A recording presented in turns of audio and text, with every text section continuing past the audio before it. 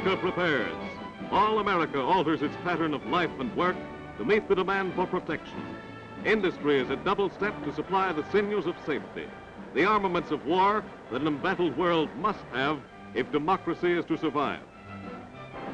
Mechanical genius joins with the muscle of millions of men, working to win for the ways of freedom. Freedom to think, to speak, to rise, live, and plan with one's fellow man. America's vast resources are harnessed to the job of being the world arsenal for this and other democracies. Its present-day production of armaments is but a mere fraction of the great job that lies ahead. The flow of production in plant and shipyard gains speed. Vessels of all types, carriers, merchantmen, submarines, slip off the ways in growing numbers.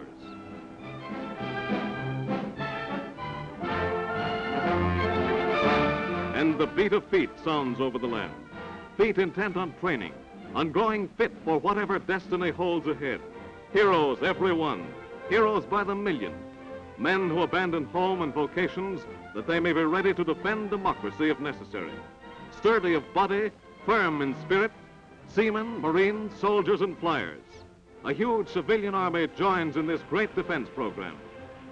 Rigid, rough work, this training. Actual combat is simulated, conditions met and mastered. No problem that may arise will find these men wanting.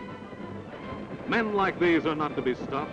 No individual, no evasive words or deeds, no group action or selfish interests will be allowed to impede their growing strength, effectiveness, and safety. For it is they who are sacrificing every advantage of civilian life. They who hold the torch of freedom closest. Every division of the Army, Navy, and Marine Corps is rapidly instructed in the modern methods of defense and offense. All America is behind these armaments, supplying an uninterrupted flow of materials for machines of mechanized might.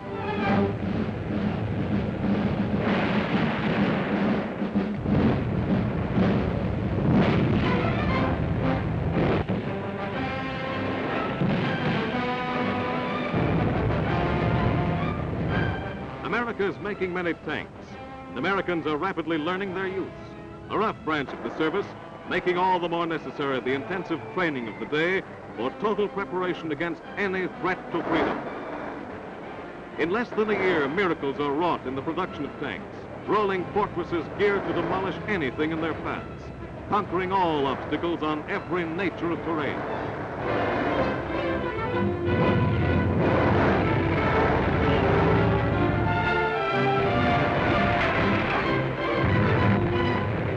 Americans must know their every phase for defense and self-protection.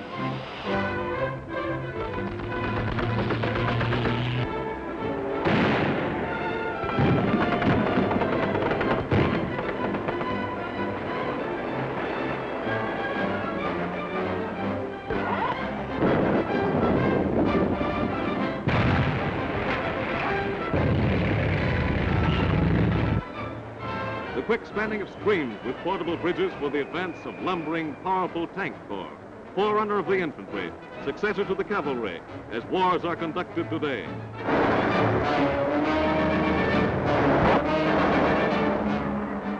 Scout cars are a new development. More are needed, more will be supplied.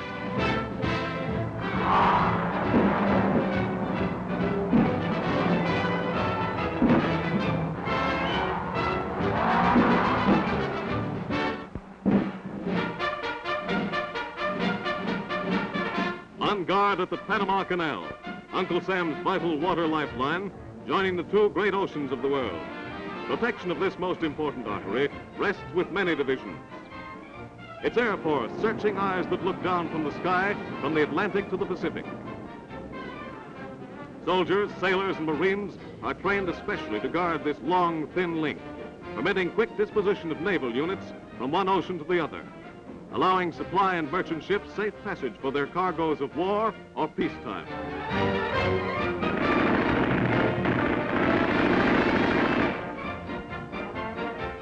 Alert is America's coast defense.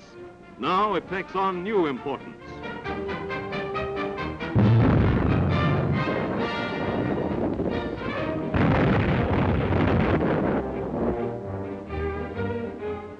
thousands of anti-aircraft guns, and thousands more in production, America's coasts must be invulnerable.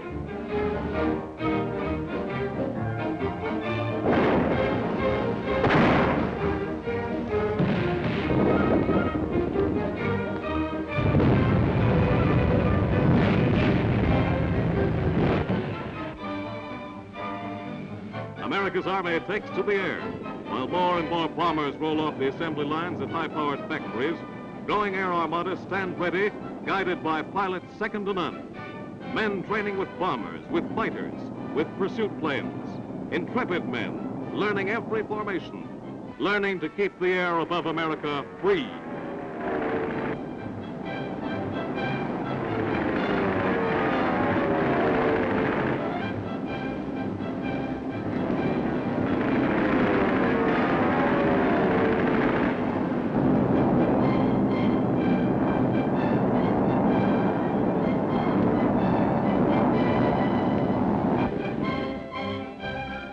Long before any foreign nation utilized parachute jumping as a practical form of warfare, Uncle Sam's Air Force had perfected this means of offense and of defense.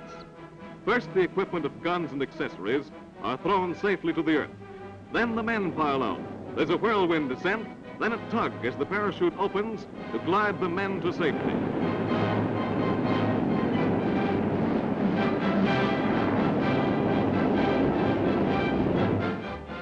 Now the slow-motion camera analyzes the jumps.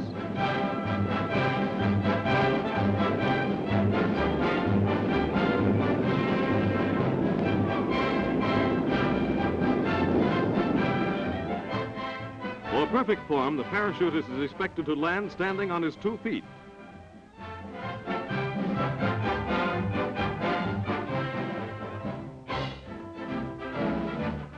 The United States Navy's newest triple threat, its Mosquito Torpedo Squadron, mile-a-minute craft designed for harbor protection, coast patrol, and hit-and-run attacks. Each manned by a picked crew of 9, they carry 4 torpedoes and twin machine guns. Before the skyline of New York City, they paint a threatening picture to those who would dare attempt invasion of our shores and of our liberty.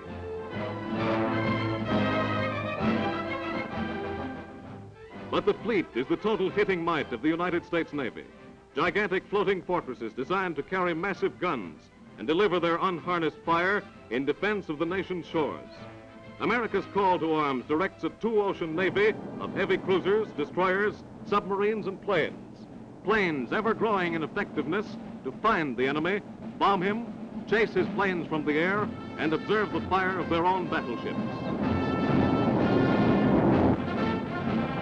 The Navy Sky Warship spreads its wings, a huge 30-ton super bomber, a 4-engined monster, fast and formidable.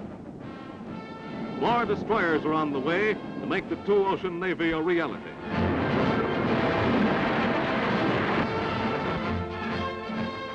Uncle Sam's Submarine Squadron, $6 million craft that hail a $3 billion program which delivers a new fighting ship every 12 days.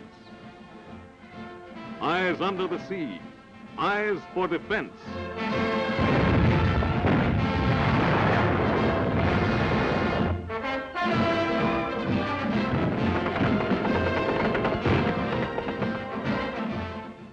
Through America's big guns, the nation roars, on guard. On guard to the end that Uncle Sam's manpower in industry, manpower in action, shall continue to answer America's call to arms.